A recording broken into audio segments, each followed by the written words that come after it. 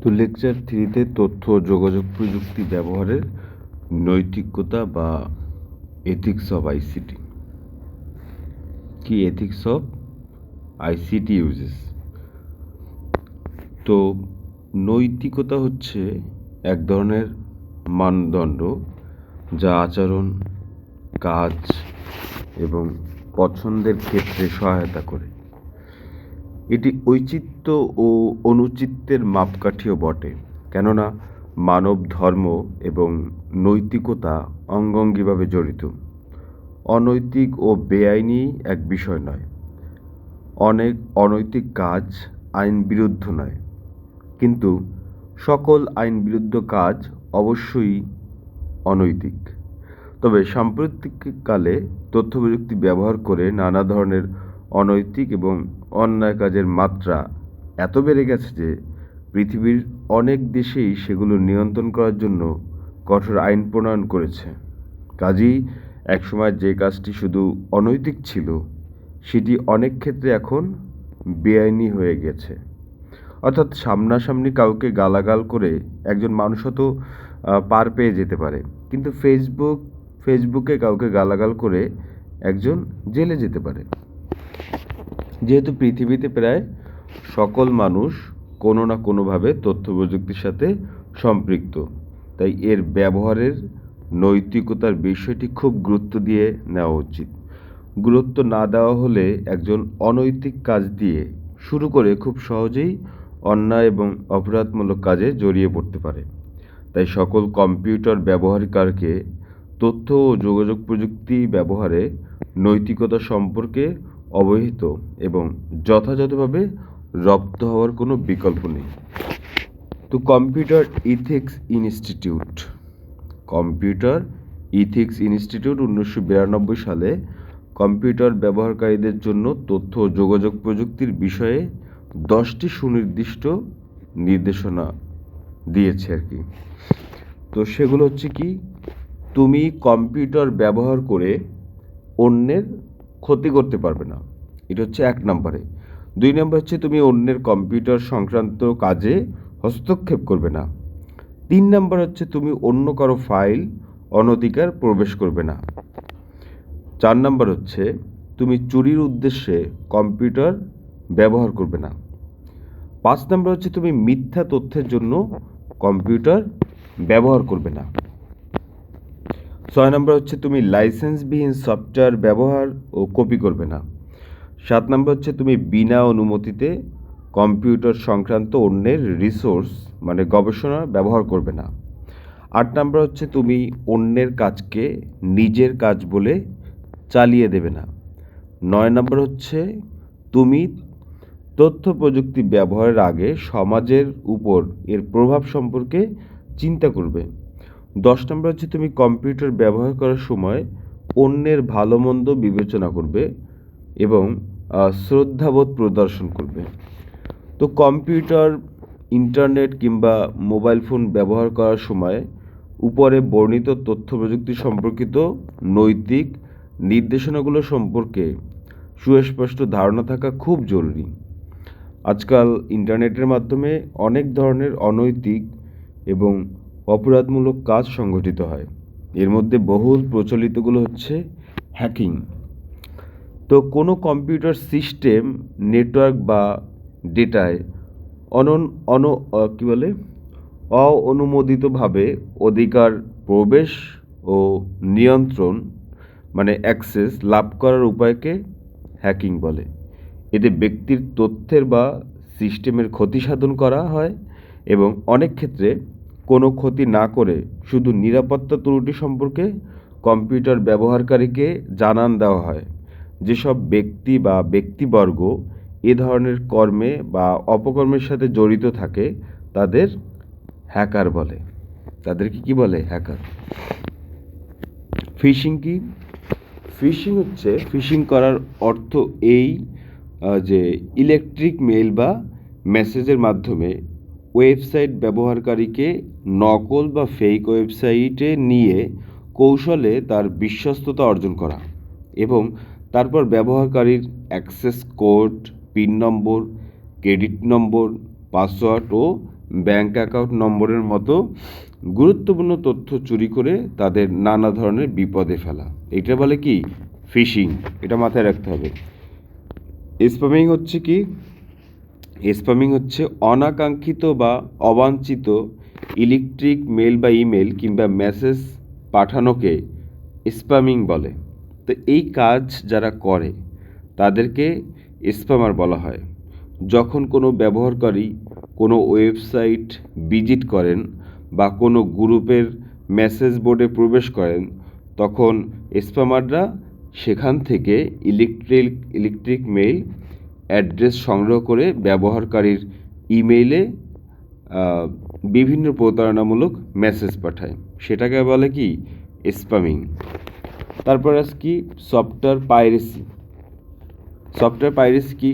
যে সফটওয়্যার একটি বুদ্ধিভিত্তিক প্রযুক্তিপূর্ণ যা প্রোগ্রামারগণ পেশাগত দক্ষতা, মেধা আর মননের সর্বোচ্চ প্রয়োগ ঘটিয়ে তৈরি করে থাকেন এবং এগুলো তারাই স্বত্বাধিকারী হন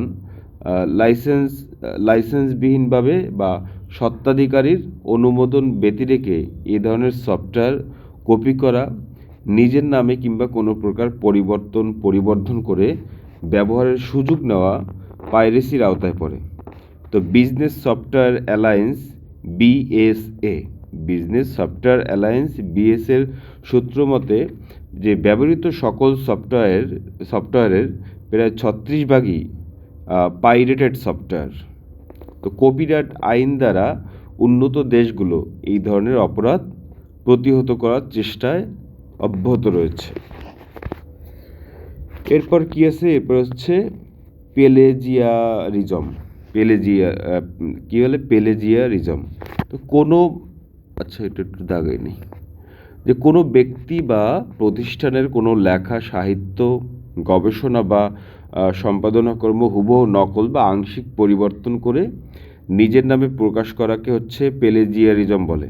অর্থাৎ অন্যের লেখা বা তথ্য স্বত্বাধিকারীর অনুমতি ছাড়া নিজের নামে চালিয়ে দেওয়া হলো প্লেজিয়ারিজম। তো প্লেজিয়ারিজমের বাংলা পরীক্ষা হলো কুম্ভিলোকবৃত্তি। বৃত্তি। অনেক সময় কোনো লেখার গুরুত্বপূর্ণ শব্দগুচ্ছ নকল করলে তাও হচ্ছে কি? প্লেজিয়ারিজমের আওতায় পড়ে। তো প্লেজিয়ারিজমের একটি বেআইনি কাজ। এটা একটা বেআইনি কাজ। তো সম্মিলিতভাবে প্লেজিয়ারিজমের প্রতিরোধ করা উচিত। ইদানিং শিক্ষাক্ষেত্রে যে প্লেজিয়ারিজম অনেক বেশি পরিলক্ষিত হচ্ছে আর কি, যে শিক্ষার উদ্দেশ্য হলো উচ্চতর চিন্তন দক্ষতা অর্জন করা। অর্থাৎ কোনো বিষয় তা যতই জটিল হোক না কেন, তা বিশ্লেষণ, মূল্যায়ন, সংক্ষেপণ বা নতুন ধারণা প্রবর্তন করার দক্ষতা অর্জন করা হলো শিক্ষা। প্লেজিয়ারিজম বা কুম্ভিলোকবৃত্তির কারণে শিক্ষার্থীদের এই দক্ষতা অর্জনের কাজটি বাধাগ্রস্ত হয়। শিক্ষাক্ষেত্রে প্লেজিয়ারিজমকে নীতিগতভাবে একটি জটিল সমস্যা হিসেবে চিহ্নিত করা হয়েছে। তো প্লেজিয়ারিজমের বিভিন্ন প্রকার হতে পারে। এখানে কয়েক প্রকারের প্লেজিয়ারিজমের উল্লেখ করা হলো। এক নম্বর হচ্ছে কোলন। এই যে কোলন কি? প্লেজিয়ারিজম প্লেজিয়ারিজম আর কি, একটু দাগাইনি আমরা। তো এতে একজন ব্যক্তি কোনো পরিবর্তন ছাড়াই কোনো বিষয়বস্তু বা কন্টেন্ট হুবহু কপি মানে নকল করে এবং এটিকে তার নিজের বলে দাবি করে আর কি। 2 নম্বর কি আছে? Remix plagiarism. তো এই পদ্ধতিতে একজন ব্যক্তি বিভিন্ন উৎস থেকে তথ্য সংগ্রহ করে এবং সবগুলোকে একত্রিত করে একটি ডকুমেন্ট তৈরি করে, তারপর এটিকে নিজের তৈরি করা বলে দাবি করে। এবং 3 নম্বর হচ্ছে হাইব্রিড প্লেজিয়ারিজম। তো এই ক্ষেত্রে নিখুঁতভাবে উদ্ধৃত কোনো উৎস ডকুমেন্টকে উদ্ধৃতি ছাড়াই একটি নতুন ডকুমেন্ট হিসেবে অনুলিপি করে নতুনভাবে সাজানো হয়। 4 নম্বর হচ্ছে রিসাইকেল প্লেজিয়ারিজম। এটি সঠিক উদ্ধৃতি ছাড়াই নিজের পূর্ববর্তী কোনো কন্টেন্ট বা ডকুমেন্ট থেকে ধার নেওয়া বা পুনর্ব্যবহার করার কাজকে বোঝায়। রিসাইকেল হচ্ছে পেলেজিয়ারিজমের সচৌর্যবৃত্তি বা সেলফ প্লাগিয়ারিজম আর কি বলা হয়। তো 5 নম্বর হচ্ছে 404 এরর পেলেজিয়ারিজম। এতে একজন ব্যক্তি বিভিন্ন উৎস থেকে কন্টেন্ট অনুলিপি করে একটা নথি তৈরি করে এবং উদ্ধৃতি সহ একক নথি হিসেবে প্রস্তুত করে, কিন্তু যদি উদ্ধৃতিসমূহ ভুল বা ভুয়া হয় এবং এগুলো অস্তিত্বহীনতার পরিচয় দেয়, তাহলে এটিকে 404 এরর পেলেজিয়ারিজম বলা হয়। এরপর কি আছে 6 নম্বরে, যে অ্যাগ্রিগেটর পেলেজিয়ারিজম। এটা হচ্ছে যে এই ক্ষেত্রে লিখিত কন্টেন্ট বা ডকুমেন্ট যথাযথ সকল উদ্ধৃতি অন্তর্ভুক্ত থাকে, কিন্তু এতে কোনো মূল কাজ থাকে না। এবং রিটুইট পেলেজিয়ারিজমের হচ্ছে যে সঠিকভাবে উৎসসমূহ উদ্ধৃত করে লিখিত কন্টেন্ট বা ডকুমেন্টটি নিখুঁত বলে প্রতীয়মান হওয়ার পরও যদি এটি কোনো মূল কন্টেন্টের কাঠামো বা শব্দের সাথে সাদৃশ্যপূর্ণ হয়, তবে এটিকে বলা হয় কি রিটুইট পেলেজিয়ারিজম। ঠিক আছে।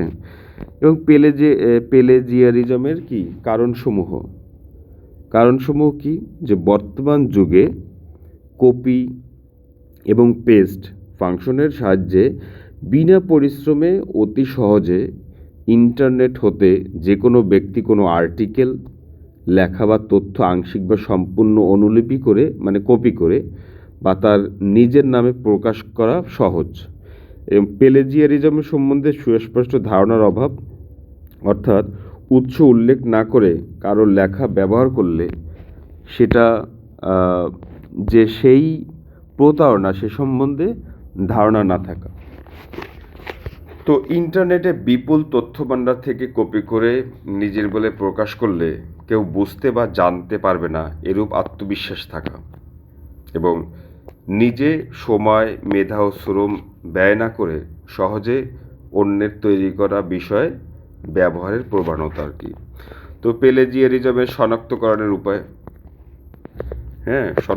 উপায় পূর্ব আর কি, যে আমাদের কন্টেন্ট তৈরি ও গবেষণার কাজের মৌলিকত্ব নিশ্চিত করতে, একাডেমিক সততা বজায় রাখতে এবং চৌর্যবৃত্তির সাথে জড়িত থাকার ফলে মানে চৌর্যবৃত্তির সাথে জড়িত থাকার ফলে উদ্ধৃত পরিস্থিতি এড়াতে পেলেজিয়ারিজমের চেক করা খুব জরুরি। পেলেজিয়ারিজমের চেক করার জন্য বিভিন্ন ধরনের সফটওয়্যার রয়েছে। উদাহরণস্বরূপ হচ্ছে গ্রামারলি, পেলাগিয়ারিজম আর কি, তারপর হচ্ছে পেলাগিয়ারিজম চেকার এবং জিরোজিপিটি, কুইলবোর্ড, কুইটেক্সট এবং টার্নেশন ইত্যাদি নাম উল্লেখ করা যেতে পারে। যে এসব সফটওয়্যার আমাদের কন্টেন্টকে ইন্টারনেটে বিদ্যমান কন্টেন্টের সাথে তুলনা করে ইচ্ছাকৃত বা অনিচ্ছাকৃত কোনো মিল থাকলে তা শনাক্ত করতে সহায়তা করে এবং চূড়ান্তভাবে জমা দেওয়ার আগে আমাদের প্রয়োজনীয় সংশোধন করার সুযোগ দেয়। তো পেলেজিয়ারিজমের ফলে উদ্ধৃত সমস্যাগুলি, যে অন্যের কন্টেন্ট অনুলিপি করা মানে কপি করার লেখকের নিজস্ব চিরন্তন দক্ষতা হ্রাস পায়। এই 2 নম্বর হচ্ছে প্রকৃত লেখক তার ন্যায্য স্বীকৃতি হতে কি বঞ্চিত হন, অনেক ক্ষেত্রে আর্থিকভাবে ক্ষতিগ্রস্ত হন। তো ব্যাপক পেলেজিয়ারিজমের ফলে নতুন চিন্তা ধারণা সৃষ্টি ব্যাহত হয় এবং ইচ্ছাকৃতভাবে পেলেজিয়ারিজমের ফলে নৈতিক অবক্ষয় হয়। তো সময়, শ্রম ও মেধা প্রয়োগের মাধ্যমে কাজ করার প্রবণতা কি হ্রাস পায়। তো এখন বন্ধ করতে হবে। এটা হচ্ছে পেলেজিয়ারিজমের কি একটা চিহ্ন বা ছিল। তো পেলেজিয়ারিজম প্রতিরোধের উপায়। পেলেজিয়ারিজম একটি বেআইনি কাজ। তো পৃথিবীতে বিভিন্ন দেশের বিশ্ববিদ্যালয় সহ বিভিন্ন প্রকাশনা প্রতিষ্ঠানে পেলেজিয়ারিজম প্রতিরোধের কঠোর নীতিমালা রয়েছে। এছাড়া বেশ কয়েকটি রাষ্ট্রে কপিরাইট আইন সহ পেলেজিয়ারিজম আইনও রয়েছে। তো বাংলাদেশে পেলেজারিজম আইন না থাকলেও কপিরাইট আইন আছে, মানে একজনের লেখা একজন কি কপি করতে পারবে না, তাহলে তার নাম মামলা হয়ে যাবে। তো এর আওতায় জনগণ আইনি সহায়তা পেতে পারেন। এছাড়া দেশের স্বাভাবিক আইনি ব্যবস্থায় একজন লেখক অথবা কোনো প্রকাশনা প্রতিষ্ঠান চাইলেই সিভিল কোর্টে অভিযোগ দিয়ে কি মানে মামলা দায়ের করতে পারেন। সেটা ছাড়াও 1908 সালে যে দেওয়ানি কার্যবিধি আছে, the code of civil procedure 1908, তো এই দেওয়ানি কার্যবিধি আছে, সেই কার্যবিধির মৌলিক আইন হিসেবে কাজ করে আর কি। ফলে এই আইনের বিভিন্ন স্তরে যে বিধিবিধান আছে, সেই বিধিতে পেলেজিয়ারিজমের ভিত্তিতে যে কেউ চাইলে অভিযোগ দায়ের করতে পারেন। এটাও আমরা জানলাম যে আইনের ব্যবহার আছে। তো এছাড়া পেলেজিয়ারিজম সামগ্রিকভাবেও প্রতিরোধ করা উচিত। এজন্য শিক্ষা প্রতিষ্ঠানসমূহকে পেলেজিয়ারিজম সম্পর্কে শিক্ষার্থীদেরকে সঠিক ধারণা দিতে হবে। অন্যের লেখা সরাসরি অনুলিপি মানে কপি, উদ্ধৃতি ছাড়া প্যারাফ্রেজ করা এবং অন্যদের গবেষণার ফলাফল নিজের নামে ব্যবহার করা ইত্যাদি কর্মকাণ্ড এক ধরনের কি চোরামি বা চৌর্যবৃত্তি, এ সম্পর্কে সচেতনতা তৈরি করতে হবে। এখন আমরা পড়ব সাইবার আইন। সাইবার আইন কি? সাইবার অপরাধ দমনে বিভিন্ন দেশের আইন চালু আছে। আমাদের দেশে প্রণীত তথ্য ও যোগাযোগ প্রযুক্তি আইন 2006-এর 57 ধারা মতে যদি কোনো ব্যক্তি ইচ্ছাকৃতভাবে ওয়েবসাইট বা অন্য কোনো ইলেকট্রনিক বিন্যাসে এমন কিছু প্রকাশ বা সম্প্রচার করে যা মিথ্যা ও অশ্লীল, যার দ্বারা কারো মানহানি ঘটে বা ভাবমূর্তি ক্ষুণ্ণ হয়, আর এই ধরনের তথ্যগুলোর মাধ্যমে সংশ্লিষ্ট ব্যক্তির বিরুদ্ধে উস্কানি প্রদান করা হলে অনধিক 10 বছরের কারাদণ্ড এবং অনধিক 1 কোটি টাকা অর্থদণ্ডে দণ্ডিত হওয়ার বিধান রয়েছে। এছাড়া পর্নোগ্রাফি আইন 2012-তে বর্ণিত আছে যে কোনো ব্যক্তি ইন্টারনেট বা ওয়েবসাইট বা মোবাইল ফোন বা অন্য কোনো ইলেকট্রনিক ডিভাইসের মাধ্যমে পর্নোগ্রাফি সরবরাহ করলে সর্বোচ্চ 5 বছর সশ্রম কারাদণ্ড এবং 2 লক্ষ টাকা পর্যন্ত অর্থদণ্ডে দণ্ডিত হবেন। 2018 সালে আমাদের দেশে ডিজিটাল নিরাপত্তা আইন প্রণীত হয়, যার আংশিক উল্লেখ করা হলো নিচে। এখানে লিখছে যে কোনো ব্যক্তি গুরুত্বপূর্ণ তথ্য পরিকাঠামোয় বেআইনি প্রবেশ করে ক্ষতিসাধন, বিনষ্ট বা অকার্যকরের চেষ্টা কিংবা কম্পিউটার সিস্টেম, নেটওয়ার্ক বা প্রোগ্রাম ধ্বংস বা পরিবর্তন বা অকার্যকর করতে পারবেন না।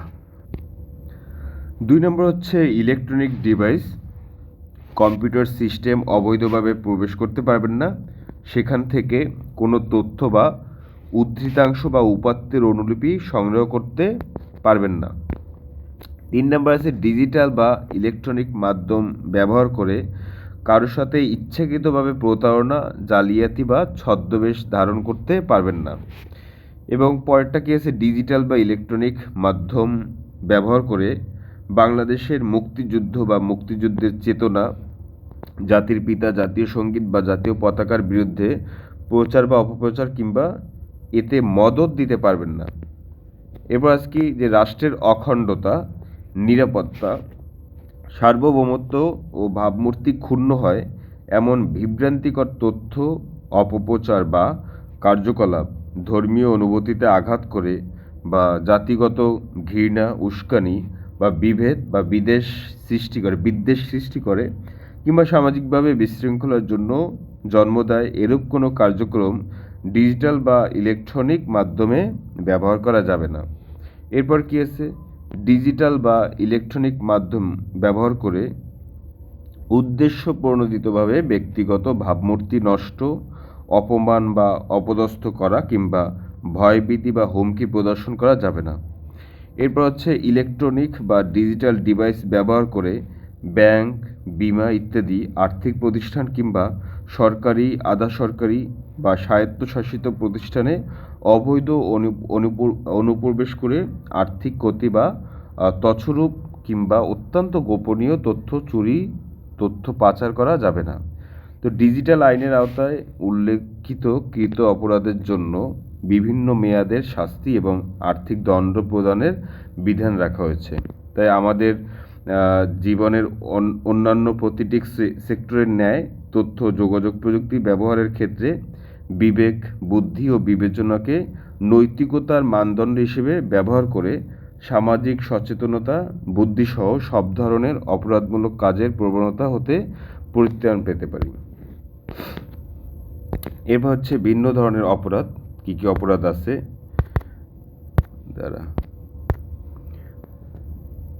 অ্যান্টিট্রাস্ট প্রযুক্তি মোড়লদের বিরুদ্ধে শুনানি। হ্যাঁ, প্রযুক্তির কি বড় বড় ব্যক্তিদের সম্পর্কে শুনানি দিছে আর কি, মোড়ল যারা।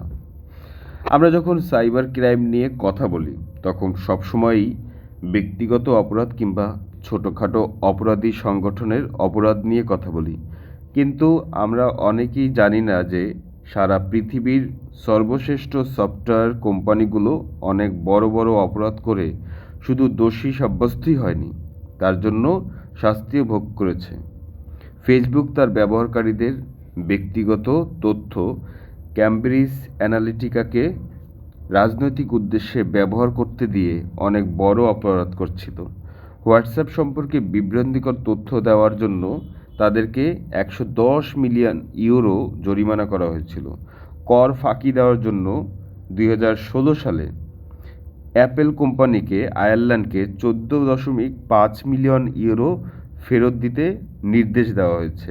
তো আইন ভঙ্গ করে অন্যান্য ছোট কোম্পানির অস্তিত্ব বিপন্ন করে বিশ্বাস ভঙ্গ করার জন্য গুগলকে এখন পর্যন্ত প্রায় 10 মিলিয়ন ইউরো জরিমানা করা হয়েছে।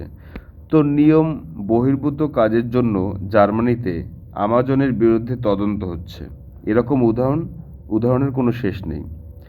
এই বড় বড় কোম্পানিগুলোর কাছে পৃথিবীর সবচাইতে বেশি ডেটা। যারা ডেটা নিয়ন্ত্রণ করে তারা পৃথিবীকে নিয়ন্ত্রণ করে। কাজেই এক ধরনের আশঙ্কা আছে যে পৃথিবীর মানুষের সচেতন না হলে পুরো পৃথিবী একসময় কয়েকটা দৈত্যাকৃতির সফটওয়্যার কোম্পানির হাতে নিয়ন্ত্রিত হবে। সেটি যেন না হতে পারে সেজন্য সবার সচেতন থাকার প্রয়োজন আছে। সমাজ জীবনে তথ্য যোগাযোগ প্রযুক্তির প্রভাব, the impact of ICT in social life. বর্তমান যুগ তথ্য প্রযুক্তির যুগ। পৃথিবীর মানুষ তথ্য প্রযুক্তির সক্রিয় সহযোগিতা ছাড়া এখন একটি দিনও অতিবাহিত করতে পারে না। গত কয়েক বছরের আন্তঃযোগাযোগ এবং স্মার্ট অটোমেশন উল্লেখযোগ্যভাবে বৃদ্ধি পেয়েছে, যার ফলশ্রুতিতে পরিবর্তন এসেছে প্রযুক্তি, শিল্প, এমনকি সামাজিক রীতিনীতিতেও। এই পরিবর্তনকে সংজ্ঞায়িত করা হয় ফোর্থ ইন্ডাস্ট্রিয়াল রিভলিউশন মানে 4IR বা ইন্ডাস্ট্রি 4.0 দ্বারা। ধারণাটির জনপ্রিয়তা লাভ করে ওয়ার্ল্ড ইকোনমিক ফোরামের প্রতিষ্ঠাতা ক্লাউস শোভ এর দ্বারা 2016 সালে। বর্তমানে আমরা 5IR মানে পঞ্চম শিল্প বিপ্লবে প্রবেশ করেছি। এক কথায় মানুষের জীবনযাত্রার সর্বস্তরে এর একটি কি অভাবনীয় প্রভাব রয়েছে। তো তথ্য প্রযুক্তির ইতিবাচক প্রভাব, শিক্ষা, চিকিৎসা, বাসস্থান, অফিস আদালত, ব্যাংক কিংবা অন্যান্য আর্থিক প্রতিষ্ঠান, কলকারখানা, যোগাযোগ ব্যবস্থা, কৃষি, প্রকাশনা, শিল্প সংস্কৃতি ইত্যাদি সমাজের সর্বক্ষেত্রে তথ্য যোগাযোগ প্রযুক্তির বহুমুখী প্রয়োগ পরিলক্ষিত হয়ে আসছে। তো আইসিটির প্রভাবাধীন উল্লিখিত বিভিন্ন ক্ষেত্রের সংক্ষিপ্ত বর্ণনা নিম্নে প্রদত্ত হলো।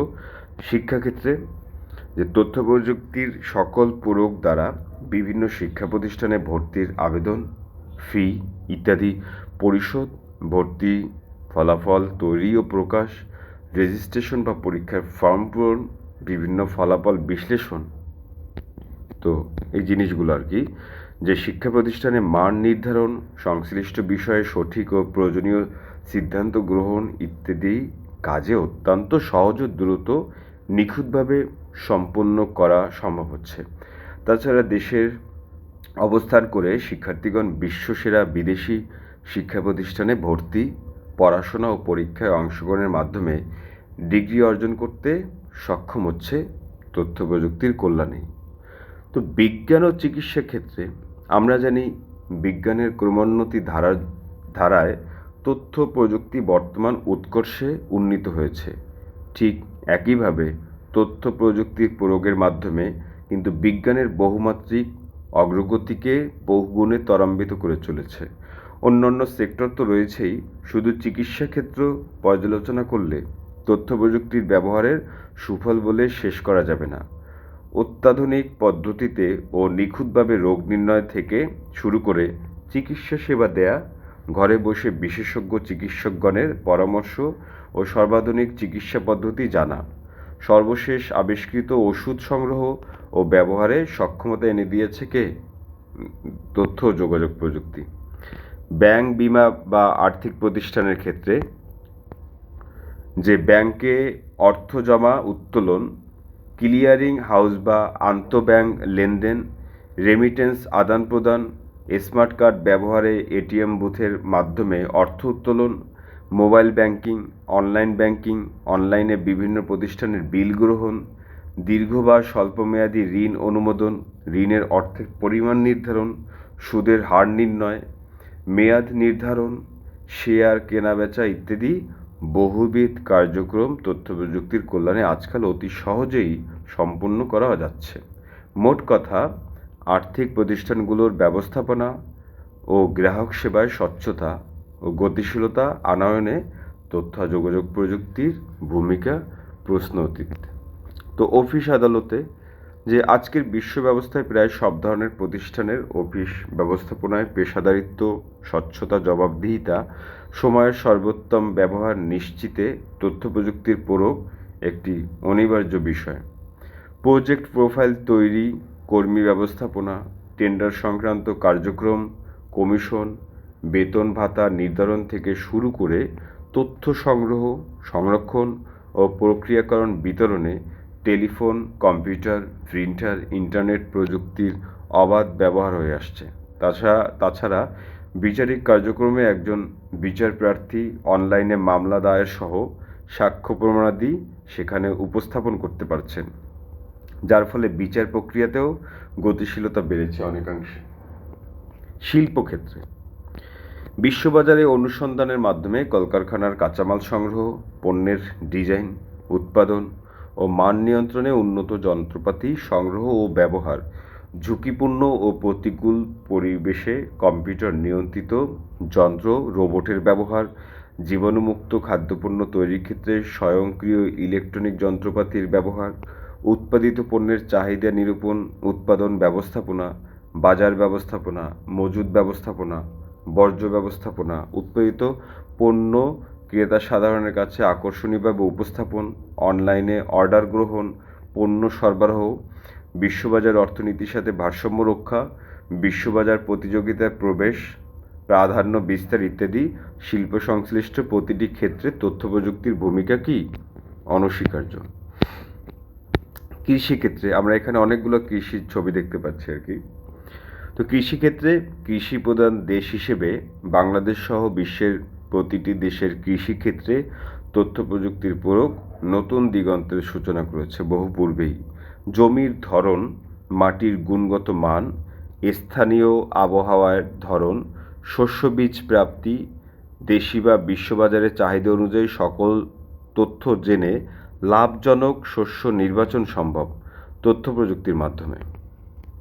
তো বীজ বপনের সময় নির্ধারণ ও তার পদ্ধতি, জমির উর্বরতা বৃদ্ধির কৌশল, জমি তৈরির প্রক্রিয়া, পোকামাকড় আক্রমণের ধরন, পোকার প্রকৃতি নির্ণয় ও নিধন, রোগ নির্ণয় ও প্রতিরোধ ব্যবস্থা ইত্যাদি কৃষি সংক্রান্ত যাবতীয় কার্যক্রম তথ্য ও যোগাযোগ প্রযুক্তির কল্যাণে সম্ভব হচ্ছে আর কি। যোগাযোগ ব্যবস্থা, আজকাল তথ্য প্রযুক্তি ছাড়া যোগাযোগ ব্যবস্থা কল্পনাও করা যায় না। ব্যক্তিগত তথ্য যোগাযোগ থেকে শুরু করে বিভিন্ন ধরনের গণপরিবহন পর্যন্ত সর্বস্তরের যোগাযোগ ব্যবস্থায় তথ্য প্রযুক্তি প্রয়োগে ব্যাপক সুযোগ সৃষ্টি হচ্ছে। Mobile phone, internet, email, e-commerce, telecommunication, wireless যোগাযোগ ব্যবস্থা উন্নততর যোগাযোগ ব্যবস্থা নিশ্চিত করেছে। শিল্প সংস্কৃতি ও বিনোদনের ক্ষেত্রে তথ্য প্রযুক্তির কল্যাণে সারা বিশ্বে শিল্প, সংস্কৃতি ও বিনোদনের ক্ষেত্রে বৈপ্লবিক পরিবর্তন সূচিত হয়েছে। অবাধ তথ্য প্রবাহের কারণে সাংস্কৃতিক বিনিময় ও বিনোদনের নব নব মাত্রা সংযুক্তি মানব জীবনকে আয়েশি করে তুলেছে। সেই সাথে যুগোপযোগী ভিন্ন সংস্কৃতি সম্পর্কে অবহিত হয়ে তদনুযায়ী দেশীয় সংস্কৃতির মূলধারার পাশাপাশি এর মানোন্নয়নও ঘটানো সম্ভব হচ্ছে। এবং তথ্য প্রযুক্তির নেতিবাচক প্রভাব, আসক্তি, যে তথ্য ও যোগাযোগ প্রযুক্তির নিয়ন্ত্রণহীন অবাধ ব্যবহারের ফলে পারিবারিক, সামাজিক, এমনকি রাষ্ট্রীয় পর্যায়ে নেতিবাচক অবস্থা পরিলক্ষিত হচ্ছে। সামাজিক যোগাযোগ মাধ্যমে যেমন ফেসবুক, টুইটার, ইনস্টাগ্রাম ইত্যাদি ব্যবহারে তীব্র আসক্তির ক্ষতিকারক প্রভাব আশঙ্কাজনক মাত্রায় বেড়ে যাচ্ছে। এর ফলে অল্প বয়সী শিক্ষার্থীরা পড়াশোনায় অমনোযোগী, নৈতিক এবং অনৈতিকতার তফাৎ শনাক্ত করতে না পারা, শুদ্ধাচারে অনীহাসহ নানা অসামাজিকতায় লিপ্ততা তাদের পেয়ে বসেছে। অভিভাবকগণও এর আসক্তি থেকে নিষ্কৃতি পাচ্ছে না, যার দরুন কর্মক্ষেত্রে শ্রমঘণ্টা নষ্ট, অনৈতিক কার্যকলাপে অর্থহীনভাবে সময়ক্ষেপণ, স্বাভাবিক পারিবারিক নিয়মাচারে বাত্যায় সন্তানদের সময় না দেয়া বা তাদের প্রতি যত্নবান না হওয়ার অনেক অনভিপ্রেত ঘটনার জন্ম হচ্ছে। অনলাইনে গেমসের আসক্তি আরও ভয়াবহ প্রভাব ফেলেছে সামাজিক জীবনে। ঘণ্টার পর ঘণ্টা এতে কালক্ষেপণ, মাদকাসক্তির মতো ভয়ঙ্কর নেশাগ্রস্ততায় নিমজ্জিত হয়ে যাচ্ছে সমাজের একটি বিরাট অংশ। এসব গেমসের জন্য নিজের সন্তান বিক্রির মতো চরম অনৈতিক ঘটনাও সংগঠনের খবর পাওয়া গেছে, মানে নিজের সন্তান বিক্রি করে দিছে এই গেম খেলার জন্য। তো অনলাইনে গেমসে আসক্ত হয়ে ব্যবহারকারীদের মৃত্যুমুখে পতিত হওয়ার মতো ঘটনাও বিভিন্ন দেশে ঘটেছে। জনৈক রাশিয়ান নাগরিকের সৃষ্ট গেমসের মাধ্যমে, মানে নাম না জানা একজন রাশিয়ান নাগরিকের সৃষ্টি করা গেমসের মাধ্যমে অনেক ছেলে মেয়ে আত্মহত্যা বা অকাল মৃত্যুর খবর আমরা সবাই অবগত আছি। এছাড়া বিদেশি সংস্কৃতির বিরূপ প্রভাব তো রয়েছেই। ইদানিং প্রতিটি দেশের চলচ্চিত্রে প্রদর্শিত মারামারি, হত্যাকাণ্ড ও ভায়োলেন্স অনুকরণ করে উঠতি বয়সী ছেলে মেয়েদেরকে সহিংস করে তুলেছে। এসবের ফলে আচার আচরণ, মানসিকতা, পোশাক পরিচ্ছদে নেতিবাচক পরিবর্তন লক্ষণীয় মাত্রায় বাড়তে দেখা যাচ্ছে। তো অবাধ তথ্য ও যোগাযোগ প্রযুক্তির অপব্যবহারের কুরুচিপূর্ণ ছবি বা ভিডিও এখন স্বল্প মূল্যে মোবাইল ফোনেও দৃশ্যমান। অপরাধ এখন হচ্ছে কি অপরাধ। তো সামাজিক যোগাযোগ মাধ্যমে তীব্র আসক্তির কারণে কোমলমতি শিশু, কিশোর সহ সমাজের এক বৃহৎ অংশ বিপথগামী হওয়ার আশঙ্কা থেকেই যাচ্ছে। যে মতলববাজ হ্যাকাররা নানা কৌশলে বিভিন্ন ব্যবসা প্রতিষ্ঠান সহ ব্যক্তিগত গোপনীয় তথ্য চুরি বা পাচার, সাইবার হামলা, নেতিবাচক বা প্রোপাগান্ডা ছড়িয়ে দিয়ে সমাজে অস্থিতিশীল পরিবেশের জন্ম দিতে পারে। স্বাস্থ্যগত সমস্যা, তথ্য ও যোগাযোগ সংক্রান্ত যন্ত্রপাতি, বিশেষত কম্পিউটারের অত্যাধিক ব্যবহারের ফলে চোখের উপর চাপ পড়ে, মাথা ব্যথা, হাত ব্যথা, ঘাড় ও পিঠের সমস্যায় আক্রান্ত হতে দেখা যায় অনেককেই। রাত জেগে মোবাইল ফোন ব্যবহার, কম্পিউটার বা ইন্টারনেটে সময় কাটানোর কারণে স্নায়বিক বা মানসিক ও মস্তিষ্কের নানাবিধ অসুস্থতাও পরিলক্ষিত হচ্ছে। পরিশেষে বলা যায় যে চিকিৎসার জন্য ব্যবহৃত সার্জারির চাকুর ব্যবহার যথাযথভাবে না করে খুন খারাপির কাজে অপব্যবহার রোধ করার দায়িত্ব সার্জারি চাকুর নয়। তো এই দায়িত্ব আমাদের সবার। একইভাবে তথ্য ও যোগাযোগ প্রযুক্তির যথোপযুক্ত ব্যবহার নিশ্চিতের মাধ্যমে মানব সভ্যতাকে আরও অনন্য মাত্রায় অধিষ্ঠিত করার জন্য প্রচেষ্টা অব্যাহত রাখতে হবে। এবার আছে কি তথ্য ও যোগাযোগ প্রযুক্তি এবং অর্থনৈতিক উন্নয়ন, আইসিটি অ্যান্ড ইকোনমিক ডেভেলপমেন্ট। যে তথ্য প্রযুক্তি অভূতপূর্ব উন্নতিতে নাগরিক জীবনের প্রত্যেকটি ক্ষেত্রে উন্নয়নের ছোঁয়ায় মানুষের জীবন আরও বেগবান, সহজ, নিরাপদ, স্বাচ্ছন্দ্যময় হয়েছে। সেই সব অবাধ তথ্য প্রবাহের জন্য পুরো পৃথিবীকেই একটি গ্লোবাল ভিলেজে পরিণত করেছে। আজকের বিশ্বে কম্পিউটার, সাবমেরিন কেবল, এই পানির নিচ দিয়ে যেটা নিছে, এবং স্যাটেলাইট প্রযুক্তিকে কাজে লাগিয়ে সকল উন্নত এবং উন্নয়নশীল দেশ নিজেদের মতো করে তথ্য প্রবাহের মহাসড়কে প্রবেশ করে চলেছে। এর সূত্র ধরে অর্থনীতিবিদগণ বিশ্লেষণ করে দেখেছেন যে উন্নত দেশগুলোর তুলনায় উন্নয়নশীল দেশগুলোর উৎপাদন খরচ অনেক কম হওয়ায় আইসিটির উন্নয়নের মাধ্যমে তাদের উল্লেখযোগ্য মাত্রায় অর্থনৈতিক উন্নয়ন সম্ভব। এরপর আছে অর্থনৈতিক উন্নয়নে তথ্য যোগাযোগ প্রযুক্তির ভূমিকা। বিশ্বের উন্নত দেশগুলোর দিকে তাকালে দেখা যায় যে এদের সমৃদ্ধির পিছনে তথ্য ও যোগাযোগ প্রযুক্তিগত উন্নয়ন অনেক বড় ভূমিকা পালন করেছে। এই খাতে প্রচুর বিনিয়োগ বেড়েছে, মূলধন মানে নগদ টাকা, এবং প্রত্যেকটি ক্ষেত্রে উৎপাদনশীলতা বেড়েছে বহুগুণ। কাজের সুযোগ, যে আইসিটির ক্রমবিকাশের ফলে নতুন অনেক কাজের সুযোগ সৃষ্টি হচ্ছে। ফ্রিল্যান্সিং ও আউটসোর্সিং এর মাধ্যমে অনেক শিক্ষিত তরুণীর কর্মসংস্থান হয়েছে, ফলে সামগ্রিক অর্থনৈতিক উন্নয়ন ত্বরান্বিত হচ্ছে। বিনিয়োগ, আইসিটির ক্রমবর্ধমান অগ্রগতি আইসিটি খাতে বিনিয়োগের প্রধান কারণ। আইসিটির ব্যবহারে আর্থিক লেনদেন সহজ এবং দ্রুততর হওয়ায় বিনিয়োগকারী কম সময়ে বিনিয়োগ করেছেন এবং এই বিনিয়োগকৃত অর্থ দ্রুত সংগ্রহ করতে পারছেন। উৎপাদনশীলতা বৃদ্ধি, বর্তমান আইসিটি ব্যবহারে কম জনশক্তি দিয়ে অধিক কাজ করানো যাচ্ছে, ফলে কর্মী প্রতি ব্যয় কমেছে। বিনিয়োগ কম করতে হচ্ছে, কর্মী ব্যবস্থাপনা সহজ হয়েছে এবং কাজের গতি বৃদ্ধি পেয়েছে, যার ফলে উৎপাদনশীলতা বৃদ্ধির মাধ্যমে অর্থনৈতিক উন্নয়নের ভূমিকা রাখছে আর কি। এরপর কী আছে, যোগাযোগ ব্যবস্থার উন্নয়ন। তো আইসিটির কল্যাণে যোগাযোগ ব্যবস্থা অনেক দ্রুততর এবং সহজতর হওয়ায় মানুষের অর্থনৈতিক কর্মকাণ্ডের গতিশীলতা এসেছে, যা একটি দেশের অর্থনৈতিক উন্নয়নের জন্য কি অপরিহার্য। পরিবেশ সংরক্ষণ ছাড়া কোনো উন্নয়নই টেকসই হয় না। তথ্য প্রযুক্তি পরিবেশ বান্ধব বিভিন্ন প্রযুক্তি উন্নয়ন ঘটাচ্ছে, পরিবেশ বান্ধব বিভিন্ন উদ্যোগের সুযোগ সৃষ্টি করেছে, যা একই সাথে পরিবেশ সংরক্ষণ ও অর্থনৈতিক উন্নয়ন ত্বরান্বিত করছে। ব্যবসা বাণিজ্যের প্রসার, যে আইসিটির কল্যাণে প্রথাগত ব্যবসার বাইরে ই কমার্স ও কমার্সের প্রচলন ঘটেছে আর কি। তো প্রযুক্তির সহায়তায় বাংলাদেশে প্রচলিত নানা রকম ক্ষুদ্র ব্যবসা করা হচ্ছে, যা অর্থনৈতিক উন্নয়নে গুরুত্বপূর্ণ ভূমিকা পালন করছে। অর্থনৈতিক উন্নয়নে বাংলাদেশে প্রচলিত ইলেকট্রিক সেবামূলক বা সেবা সমূহ, যেমন ইলেকট্রিক ব্যাংকিং, ই কমার্স, ই কৃষি, ই গভর্নেন্স, পর্চা সেবা। হ্যাঁ, তো ই কমার্স কি? ই ব্যাংকিং কি? ই ব্যাংকিং হচ্ছে ইলেকট্রনিক ব্যাংকিং বা ইলেকট্রনিক ব্যাংকিংয়ের মাধ্যমে ব্যাংকগুলো বর্তমান অনলাইনেও এটিএম বুথের মাধ্যমে দিনরাত 24 ঘন্টা ব্যাংকিং সেবা দিতে পারছে, ফলে বিদেশে থেকে রেমিটেন্স পাঠানো অনেক সহজ ও দ্রুততর হয়েছে। তারপর হচ্ছে ই কমার্স। তো ই কমার্স হচ্ছে অনলাইনে যোগাযোগ ব্যবস্থার আরেকটি গুরুত্বপূর্ণ মাধ্যম। বিভিন্ন অ্যাপস ও ওয়েবসাইটের মাধ্যমে ঘরে বা যে কোনো জায়গায় বসে বিভিন্ন পণ্য ক্রয় বিক্রয় থেকে শুরু করে নানা ধরনের বাণিজ্যিক কার্যক্রম পরিচালনা করা যাবে। পণ্য কেনা বেচা এবং আর্থিক লেনদেন সহ সব কার্যক্রম ইলেকট্রনিক প্রক্রিয়ায় করা সম্ভব। এভাবে অর্থনৈতিক লেনদেন ও বিভিন্ন ধরনের ব্যবসার উদ্যোগের পথ সুগম হচ্ছে।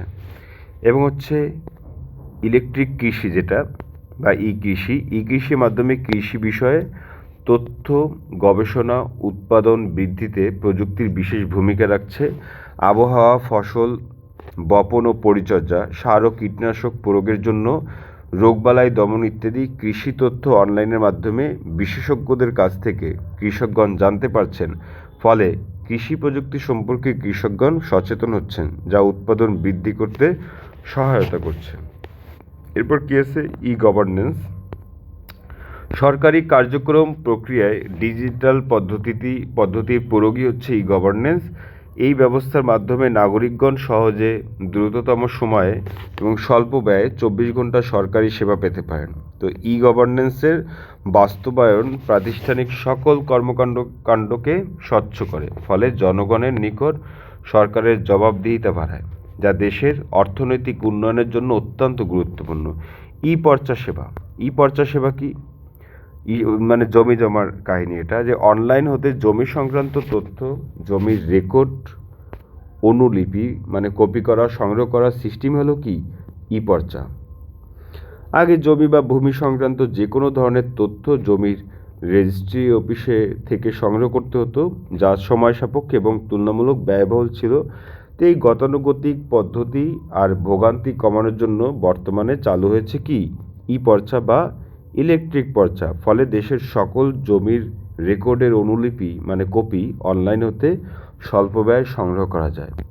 এরপর কি আছে বাংলাদেশের উন্নয়নে আইসিটি মানে হচ্ছে ডিজিটাল বাংলাদেশ আর কি। এই ডিজিটাল বাংলাদেশ, তো এখানে লিখছে যে বিশ্ব অর্থনীতিতে বাংলাদেশ এখন উদীয়মান নক্ষত্র হিসেবে বিবেচিত হচ্ছে। যে বিশ্ব অর্থনীতিতে কি বাংলাদেশ এখন কি উদীয়মান, মানে সূর্য উদয় যেভাবে হয় না, তো বাংলাদেশ কি ওভাবে উদয় হচ্ছে। তো বাংলাদেশকে উন্নয়নের সূচকের পৃথিবীর পরবর্তী 11টি দেশের একটি দেশ হিসেবে বিবেচনা করা হয়। তো এই উন্নয়নের ক্ষেত্রে বহুল আলোচিত একটি বিষয় হলো চতুর্থ শিল্প বিপ্লব। তো আর্টিফিশিয়াল ইন্টেলিজেন্স, রোবোটিক্স, হ্যাঁ, ইন্টারনেট অফ থিংস, এটা আমি পড়াইছিলাম আগে, virtual reality, 3D printing, genetic engineering, quantum computing এবং অন্যান্য প্রযুক্তি মিলিয়েই এ বিপ্লব। তো কী কী বিপ্লব এগুলো আমাদের মুখস্থ রাখতে হবে। চতুর্থ শিল্প বিপ্লবকে ফলপ্রসূ করতে আইসিটির কোনো বিকল্প নেই। চতুর্থ শিল্প বিপ্লবের অগ্রগতির সাথে একাত্ম হতে বিভিন্ন উদ্যোগ আর প্রচেষ্টার মাধ্যমে তথ্য প্রযুক্তি খাতে দ্রুত এগিয়ে যাচ্ছে বাংলাদেশ। তো মেড ইন বাংলাদেশ, তো আমদানি কমিয়ে দেশীয় পণ্যের ব্যবহার বাড়াতে গাজীপুরের চন্দ্রায় হাইটেক ও মাইক্রোটেক ইন্ডাস্ট্রিজ পার্কে চালু হয়েছে দেশের প্রথম কম্পিউটার উৎপাদন কারখানা। ইতিমধ্যে এই কারখানায় তৈরি ল্যাপটপ মেড ইন বাংলাদেশ ট্যাগযুক্ত হয়ে আফ্রিকায় রপ্তানিও শুরু হয়ে গেছে। মানে বাংলাদেশে কম্পিউটার তৈরি হচ্ছে, সেটা কি হচ্ছে কোথায়, আফ্রিকাতে। তো সম্প্রতি ডিজিটাল ডিভাইস অ্যান্ড ইনোভেশন এক্সপোতে দেশে তৈরি রোবট স্টার্টআপগুলো তাদের উদ্ভাবন প্রদর্শন করেছে বা করে। তো জাতীয় ডেটা সেন্টার আর কি, জাতীয় ডেটা সেন্টার সেটা হচ্ছে বাংলাদেশ কম্পিউটার কাউন্সিলের অধীনে 4 টায়ার জাতীয় ডেটা সেন্টারটির সক্ষমতা বৃদ্ধি করে সেন্টারটির ওয়েব হোস্টিং ক্ষমতা 750 টেরাবাইটে উন্নীত করা হয়েছে। তো তথ্য প্রযুক্তিতে উচ্চতর প্রশিক্ষণ দিয়ে দক্ষ জনবল তৈরির জন্য বিবিসির এলআইসিটি প্রকল্পের আওতায় একটি বিশেষায়িত ল্যাব এবং একটি স্পেশাল সাউন্ড ইফেক্ট ল্যাব স্থাপন করা হয়েছে। এছাড়াও পাবলিক বিশ্ববিদ্যালয়সমূহ বিশেষায়িত ল্যাব প্রতিষ্ঠার জন্য ইকুইপমেন্ট সরবরাহ করা হচ্ছে। এরপর কি আছে আইটি পার্ক। হ্যাঁ, যে আইটি পার্ক কি, যে তথ্য যোগাযোগ প্রযুক্তির খাতে একটি যুগান্তকারী ঘটনা হিসেবে গাজীপুরের কালিয়াকৈরে বঙ্গবন্ধু হাইটেক সিটির অবকাঠামোগত উন্নয়ন কাজ চলমান রয়েছে। অপরদিকে বিপুল সংখ্যক কর্মীর কর্মসংস্থানের হাতছানি দিচ্ছে যশোরে গড়ে ওঠা Sheikh Hasina software technology park, Sylhet electronic city, রাজশাহীতে বরেন্দ্র সিলিকন সিটি, নাটোরে IT training and incubation centre, চট্টগ্রামে চুয়েট আইটি বিজনেস ইনকিউবেটর স্থাপন কার্যক্রম সহ 8টি শিল্প সংশ্লিষ্ট বিভিন্ন কার্যক্রম চলমান রয়েছে। শিল্প সংশ্লিষ্ট স্টার্টআপ কালচার কি, যে বাংলাদেশে প্রযুক্তি খাতে নতুন ব্যবসা উদ্যোগ বা স্টার্টআপের সম্ভাবনা বিপুল। ইতিমধ্যে বিভিন্ন স্টার্টআপ চালু হয়েছে। স্টার্টআপ বাংলাদেশ লিমিটেড নামে সম্পূর্ণ সরকারি মালিকানাধীন একটি সরকারি ভেঞ্চার ক্যাপিটাল কোম্পানির নীতিগত অনুমোদন দিয়েছে মন্ত্রিপরিষদ। ইতিমধ্যে শতাধিক স্টার্টআপ কোম্পানিকে অনুদানও দেওয়া হয়েছে। ক্যাশলেস বাংলাদেশ ক্যাশলেস বাংলাদেশ গড়ে তুলতে বাংলাদেশ ব্যাংক কিউআর কোড ভিত্তিক দ্রুতগতির সর্বজনীন পেমেন্ট সিস্টেম চালু করেছে। এই ক্যাশলেস লেনদেন ব্যবস্থা 2041 সালের মধ্যে স্মার্ট বাংলাদেশ বিনির্মাণে অতি গুরুত্বপূর্ণ ভূমিকা রাখবে। যে কিউআর কোড কেবল একটি প্রিন্টের ছবি হওয়ায় এই পরিশোধ ব্যবস্থায় মার্চেন্টের অংশগ্রহণ খরচ নেই। সচেতন ও সুচারুভাবে ক্যাশলেস লেনদেন সিস্টেম চালু হলে দেশের সামগ্রিক উন্নয়ন আরও ত্বরান্বিত হবে। মানে কাগজের টাকা থাকবে না, সব কিছু কি অনলাইনের মাধ্যমে কেনাকাটা সব কিছু হবে আর কি। অবকাঠামোগত উন্নয়ন, যে অবকাঠামোগত উন্নয়নে তথ্য ও যোগাযোগ প্রযুক্তি বিভাগ সারা দেশের উপজেলা পর্যায় পর্যন্ত কানেক্টিভিটি স্থাপনের জন্য বাংলা গভর্নেট ইনফো সরকার 2 প্রকল্প বাস্তবায়ন করেছে। যে বাংলা গভর্নেট ও ইনফো সরকার 2 প্রকল্প বাস্তবায়ন করেছে। ফলে সরকারের মন্ত্রণালয়, বিভিন্ন অধিদপ্তর, জেলা প্রশাসকের কার্যালয় এবং জেলা ও উপজেলার সরকারি অফিসসমূহ নেটওয়ার্কের আওতায় এসেছে। তো এই ধরনের প্রয়োজন অনুযায়ী সরকার অফিসসমূহে ভিডিও কনফারেন্সিং সিস্টেম, মানে ভিডিও কলের মাধ্যমে কি মিটিং করা আর কি, তো সিস্টেম, ডিজিটাল ল্যাব, হ্যাঁ, তারপর হচ্ছে এগ্রিকালচার বা কৃষির ইনফরমেশন অ্যান্ড কমিউনিকেশন সেন্টার, যে agriculture information and communication centre AICC ও টেলিমেডিসিন সেন্টার সহ বিভিন্ন প্রযুক্তি সংশ্লিষ্ট কক্ষ ও যন্ত্রপাতি স্থাপন করা হয়েছে আর কি। যাই হোক, এখানে এই পর্যন্তই শেষ আর কি।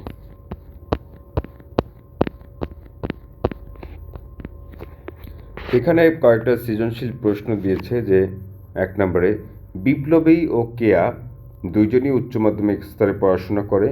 তাদের আইসিটি শিক্ষক বিশ্বের পরিচ্ছন্ন শহরের ট্রাফিক ব্যবস্থা ব্যবহৃত প্রযুক্তি ঢাকায় ব্যবহার বিষয়ে অ্যাসাইনমেন্ট তৈরি করতে দিলেন। তো বিপ্লবী কলেজ লাইব্রেরি এবং অন্যান্য লাইব্রেরিতে বসে বই পড়ে এবং ইন্টারনেট থেকে তথ্য সংগ্রহ করে অ্যাসাইনমেন্ট তৈরি করলো। তো অ্যাসাইনমেন্টে সে তথ্যসূত্র উল্লেখ করলো যে কেয়া বিশ্ববিদ্যালয়ের এক সিনিয়র ভাইয়ের অ্যাসাইনমেন্ট ইন্টারনেট থেকে নিয়ে কিছুটা পরিবর্তন করে জমা দিল, মানে কি কপি করে জমা দিছে। তো কেয়ার অ্যাসাইনমেন্ট দেখে আইসিটি শিক্ষকের বুঝতে অসুবিধা হলো না যেটা কপি করা। এরপর হচ্ছে প্রশ্ন দিচ্ছে ক নম্বরে, যে ভার্চুয়াল রিয়েলিটি কি, কৃত্রিম বুদ্ধিমত্তার মাধ্যমে মৌলিক গবেষণা সম্ভব নয়, ব্যাখ্যা করো। বিপ্লবী তথ্য ও যোগাযোগ প্রযুক্তির কোন অবদান ব্যবহার করছে তা ব্যাখ্যা করো। প্রযুক্তির ব্যবহার বিবেচনায় বিপ্লবী এবং কেয়ার কাজের বৈসাদৃশ্য মূল্যায়ন করো। এরকম আর কি সৃজনশীল প্রশ্নগুলো কি তুই নিজে নিজে আর কি পড়বি। 2 নম্বর আছে, ইমা তার বাসায় আনা নতুন টিভিতে একটি সিনেমা দেখলো। সিনেমা দেখার ক্ষেত্রে একটি বিশেষ ধরনের চশমা ব্যবহার করলো। নিজেকে সিনেমার অংশ মনে হয়। যে সে খুব আনন্দিত হলো। সে তার বাবাকে জিজ্ঞেস করে জানতে পারলো যে একটি বিশেষ প্রযুক্তি ব্যবহার করে টিভি এবং সিনেমাটি তৈরি করা হয়েছে।